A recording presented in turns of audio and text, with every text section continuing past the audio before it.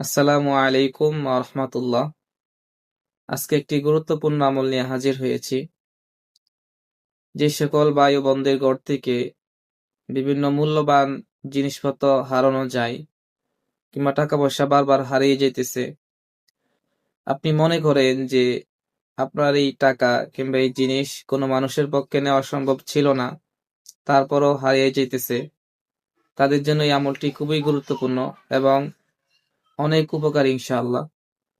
আমলটি করার নিয়ম হচ্ছে, যখন আপনার টাকা কিংবা মূল্যবান সম্পদ ঘরের মধ্যে কিংবা কোনো জায়গায় রাখবেন, রাখার আগে প্রথমে ইস্তিগফার দুরূদ শরীফ পড়ে নেবেন। তারপর সূরা ইয়াসিনের শুরু থেকে নিয়ে শেষ পর্যন্ত একবার পড়ে এই টাকার উপরে কিংবা এই জিনিসের উপরে ফু দিয়ে বিসমিল্লাহ বলে রেখে দিবেন ইনশাআল্লাহ। তাহলে আশা করা যায় আপনার এই টাকা কিংবা এই মূল্যবান সম্পদ কখনো কারো পক্ষে, দুষ্ট জিন্নাতের পক্ষ থেকেও যদি চালনা দেওয়া হয়, খারাপ কবিরাজের পক্ষ থেকেও যদি চালনা দেওয়া হয়, তাহলে আপনার এই মূল্যবান সম্পদ কিংবা টাকা কখনোই কোনোভাবেই নিতে পারবে না ইনশাআল্লাহ।